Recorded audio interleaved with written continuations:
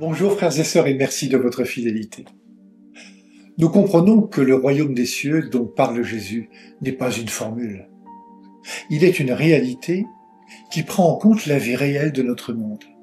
Un monde où la justice est mise à mal, un monde qui banalise la médisance, les calomnies sur les réseaux sociaux, un monde où le pardon trouve difficilement son chemin, un monde qui met à mal la fraternité et la communion. Si votre justice ne surpasse pas celle des scribes et des pharisiens, dit Jésus, vous n'entrerez pas dans le royaume des cieux. Comprenons que pour Jésus, la justice du royaume n'est pas d'abord une question de conformité à la loi, mais une contestation de l'état présent du monde, quand il met à mal la dignité de la personne humaine et surtout des plus fragiles. Ainsi, la justice que demande Jésus est celle qui s'engage pour la dignité des personnes, qui refuse la violence et la domination, et qui fait de la solidarité avec les pauvres un signe du royaume déjà présent au milieu de nous.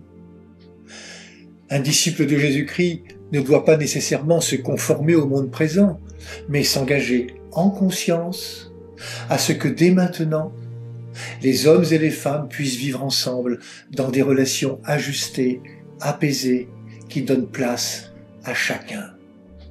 L'homme ne peut pas tuer son frère parce qu'ils ont le même père. Et il ne peut pas aller vers le père s'il n'est pas en paix avec son frère. Il ne peut pas parler avec le père s'il n'est pas en paix avec son frère, au moins par accord.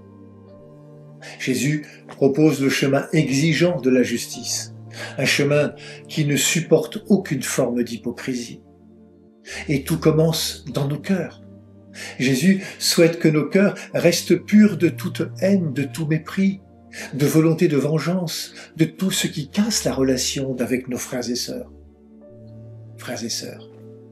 Et si nous commencions notre journée en faisant le chemin vers le Christ, celui qui seul peut nous ajuster à lui, alors en Christ et avec son esprit, nous serons des serviteurs et des servantes de la fraternité.